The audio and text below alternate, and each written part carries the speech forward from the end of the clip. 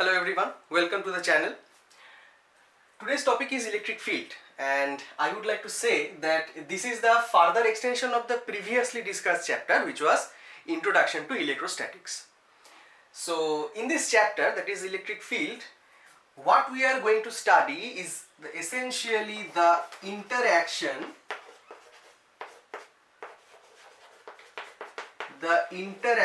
between charged particles. Okay.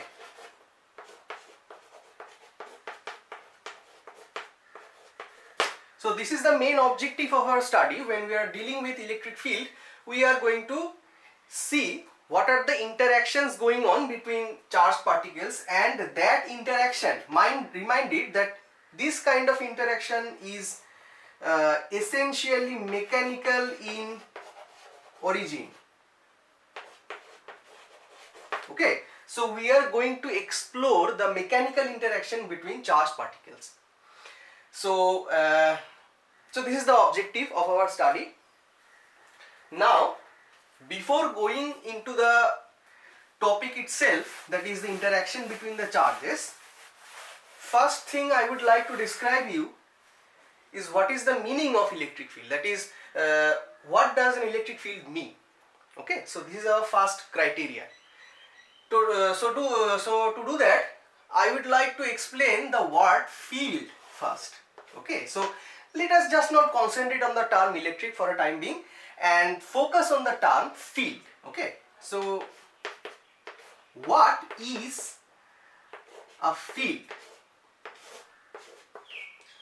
When someone asks you what is a field, what should be your answer? Exactly. Whenever anyone asks you about field, the first thing comes in our mind is that it is some kind of area. Okay, so field is essentially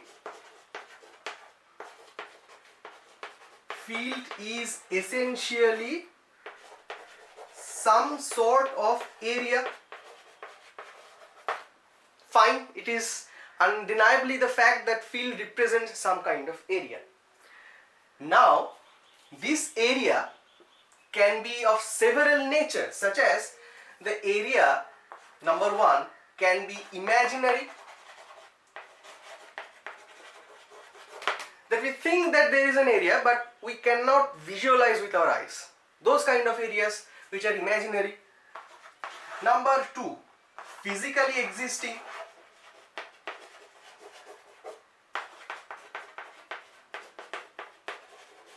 Okay, the area can be of real life thing, that is, it is physically existing in our real world.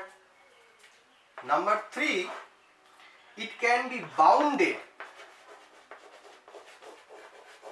That means it should have some kind of boundary. Whenever we are talking about bounded fields, it means that there should be some kind of boundary within or around that field. And number four is unbounded fields, or which can also be said to be open.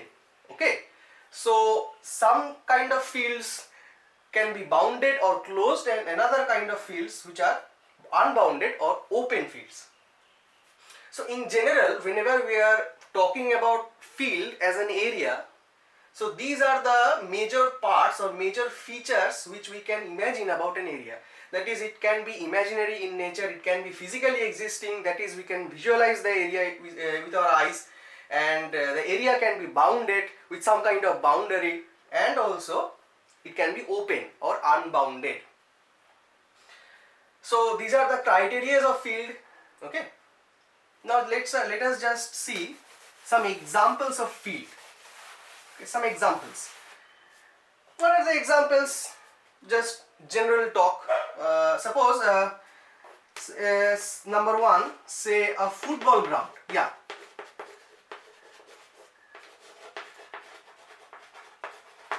A football ground can be an example of field, and similarly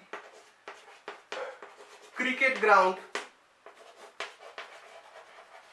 Okay, cricket ground, park, and say agricultural field.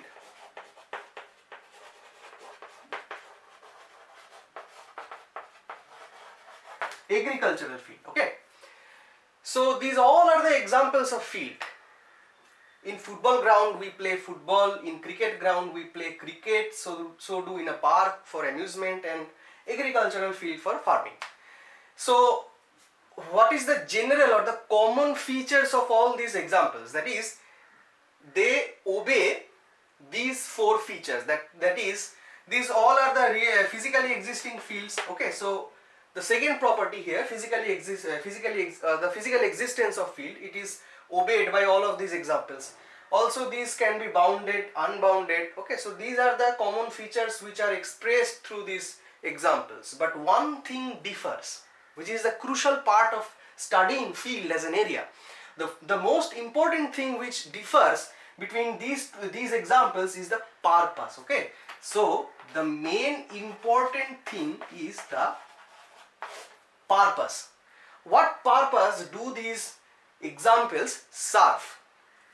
Now for say a football ground, whenever we say football ground, then immediately it comes to our mind that it represents a football ground where football is being played, and so do in a cricket ground, and we are not going to play cricket in a football ground, okay, and so do in a cricket ground we are not going to do agricultural farming.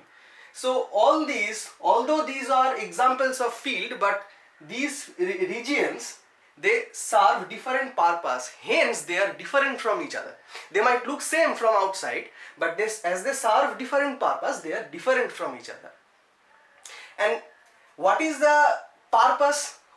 How do we come to know that what is the purpose of these fields? And that purpose is expressed very good through the prefix term here. Suppose whenever we are saying football ground, by the word football, it immediately comes to our mind that there is some kind of football game is going on and not cricket.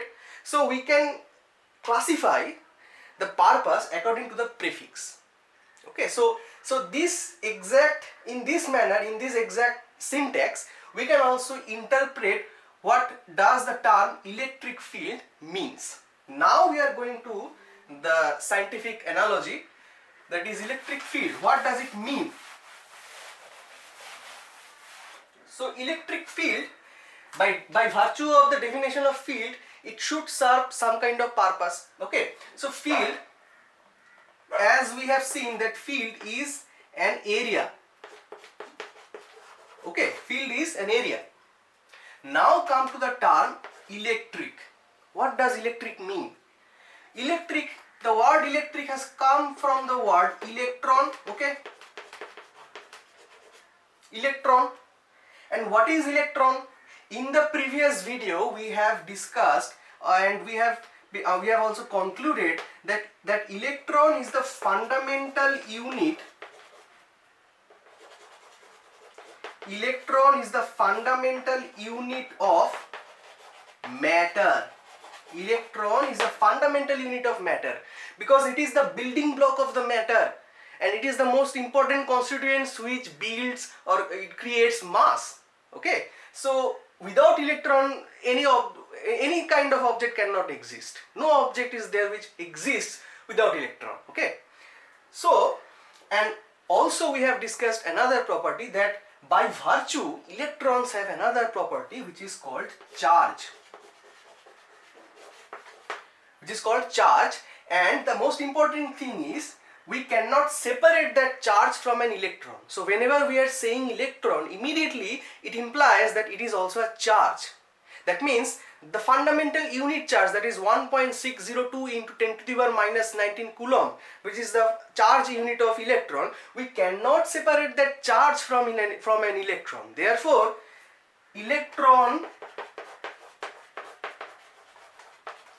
and charge, they are the same thing. They are the same thing, synonymous to each other, rather indifferent. Electron and charge are indifferent things. So whenever we are dealing with charge, so electric term, the term electric has come from the word electron, which is exactly the meaning of charge. So whenever we are talking about electric, immediately it comes in our mind that we are talking about some kind of electrical phenomena where charge is involved. Okay, so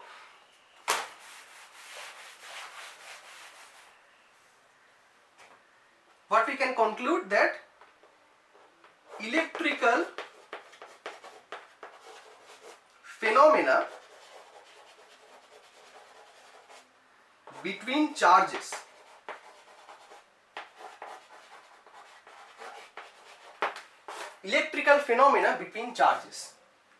and where this phenomena is taking place, that is the most important part. The area where the electrical phenomena between charges is taking place is the electric field itself. Okay, so electric field, now we can give a crude definition to the word electric field, is that electric field is some kind of area which can be imaginary or which can be physically existing, we don't know, we will be seeing that later, but for the time being considered to be it an area. So electric field essentially deals or essentially signifies that it is an area where electrical phenomena between charges is taking place. So the definition, a crude definition of electric field will be such that it represents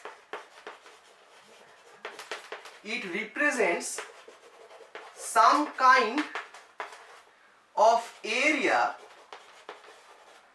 where electrical phenomena. What electrical phenomena? We have talked about it earlier, that what was our objective of our study? Our objective was to study the interaction between charges, or the mechanical interaction between charges, and that is the electrical phenomena. That is a mechanical interaction between charges. Mechanical interaction between charges.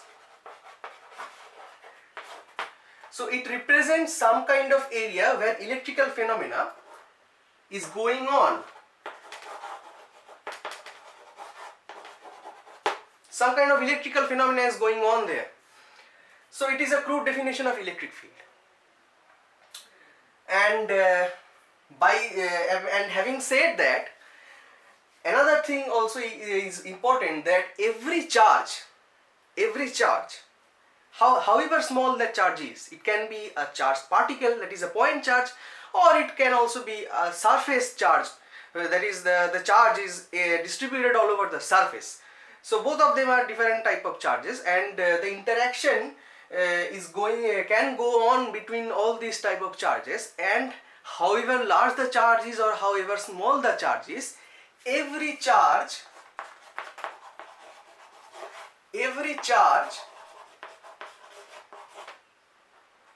has an electric field. I am writing EF for electric field. Every charge has an electric field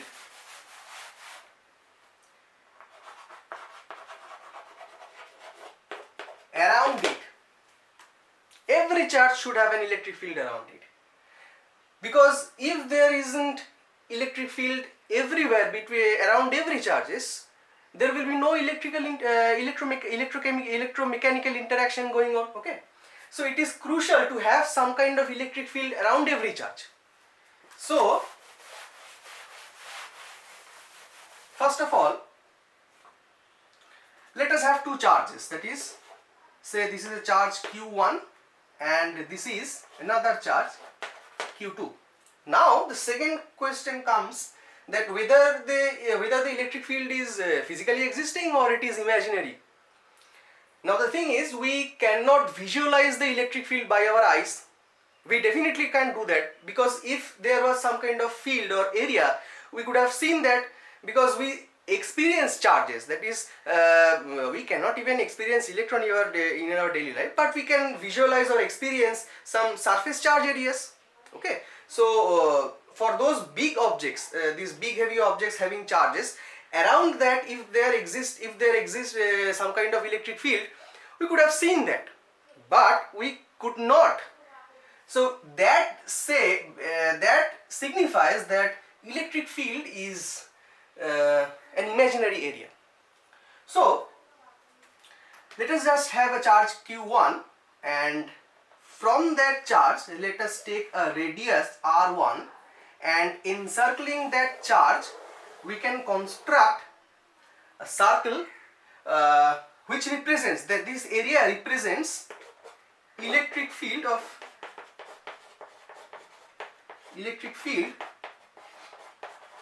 of charge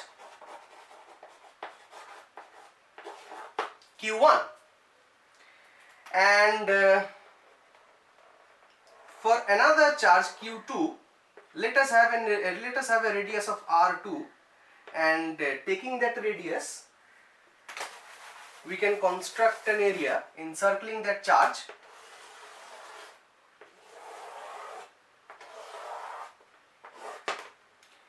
So this is the electric field of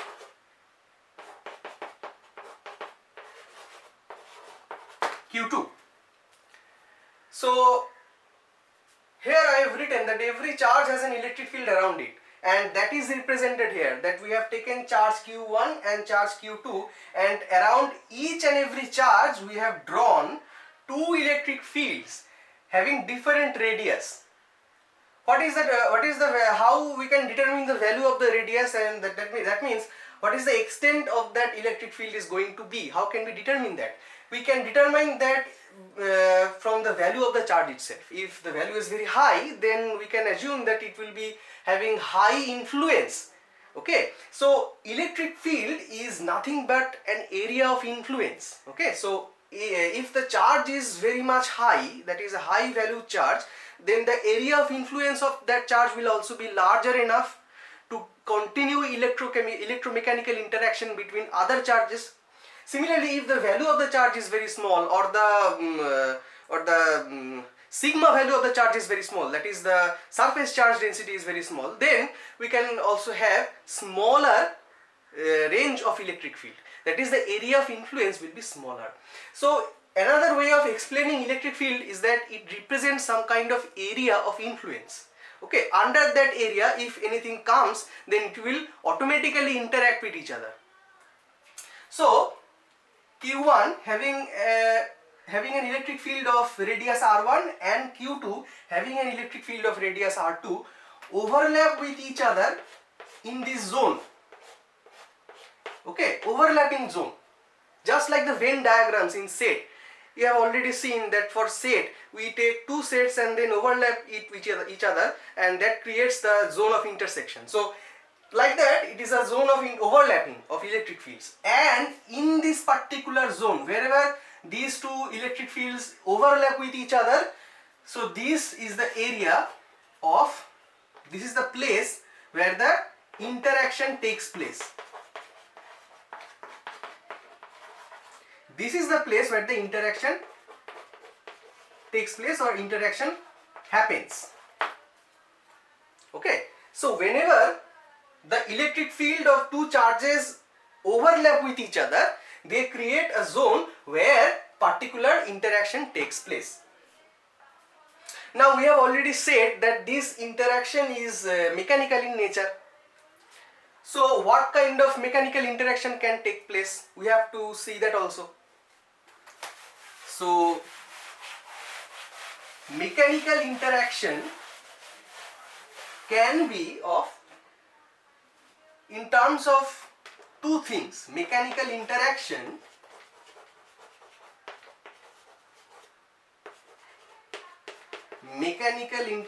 can be defined. Mechanical interaction can be defined by two things. One is motion and another one is force. Now you are going to say that it is not possible, because why these two things are different? Because motion is only created whenever there is a force, but that is not true enough. Rather it will be going to be an incomplete sentence, because motion can also be uniform. Motion can also be uniform. That means it can also be without acceleration. So any kind of motion which does not have acceleration with respect to an inertial reference frame,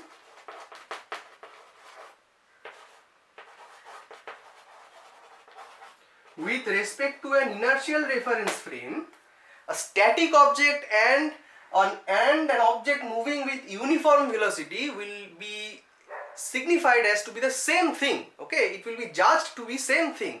So motion can be a criteria for mechanical interaction, that is two particles each other moving with different uniform velocities. Then there can also be relative velocities, and there will be reference frame involved, and therefore it can take a separate place other than force. Okay, but in our topic of discussion, motion cannot be one of the major mechanical interaction, because we are dealing with electrostatics.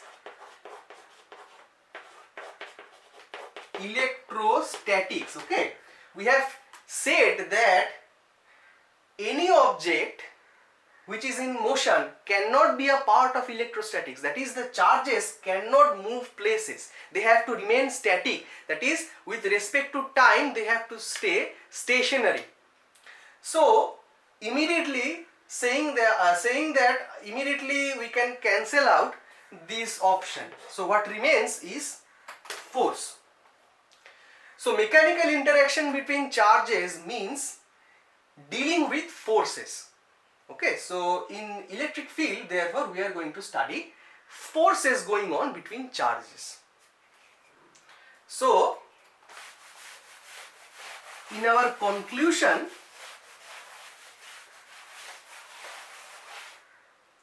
we can say that in electric field we are going to deal with force between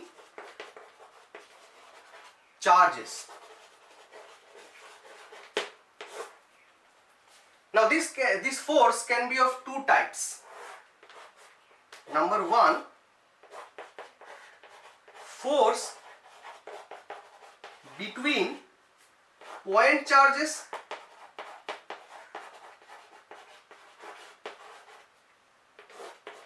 and number two is force between surface charge.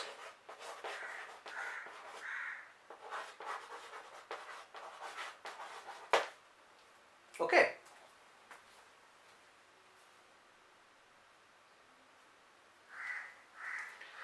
So force between charges can be of two types: force between point charges and force between surface charges.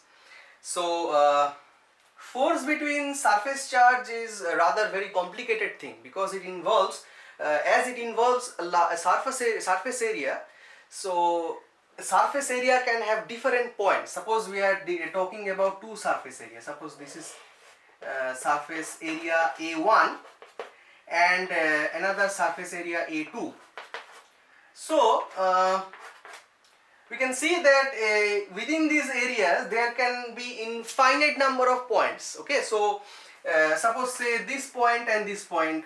So distance between this point, say R1, and distance between this point and this point, say R2. So there will be a lot of combinations between points. We can pick up this point and pick up this point from another surface area, and then we can join those two points with a connecting line. So that distance between those 2 points can vary from a very vast different range. Okay, so as we are going to see that the force acting between these two charges is essentially a function of the distance between them.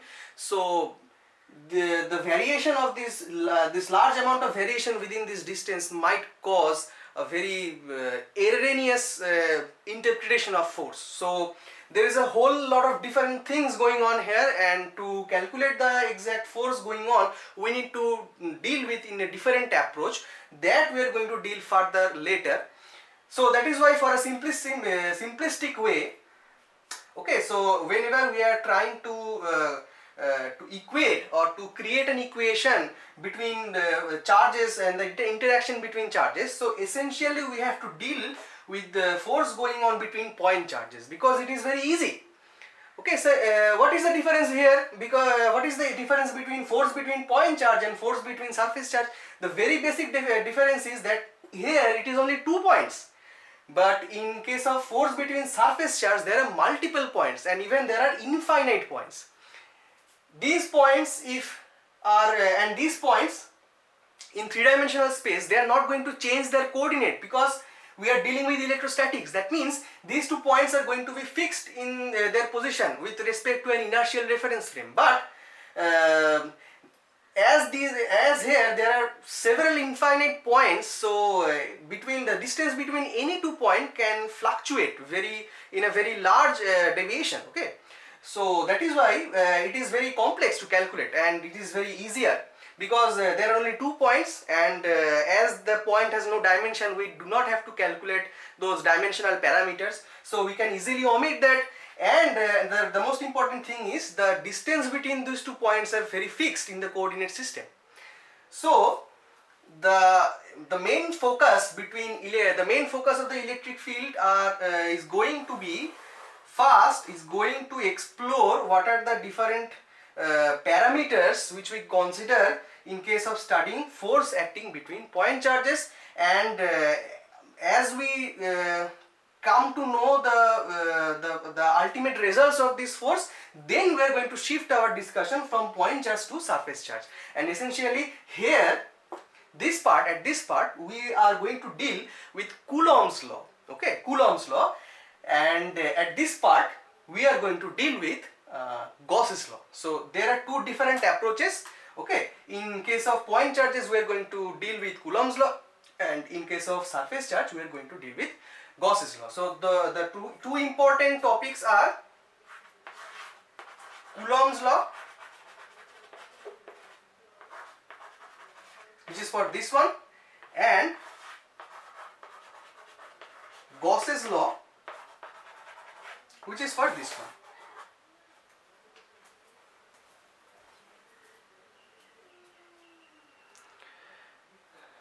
So this was the interaction. This is the preliminary introduction about electric field. So what an electric field means, what are the components we are going to study, what is the mechanical nature of the interaction taking place between charges, and what are the 2 different forces that going on, and finally what are the 2 main topics we are going to cover are Coulomb's law and Gauss's law. So this is the introduction to electric field, and in the next video we are going to talk about Coulomb's law. That is the first part, that is the force between point charges. Thank you.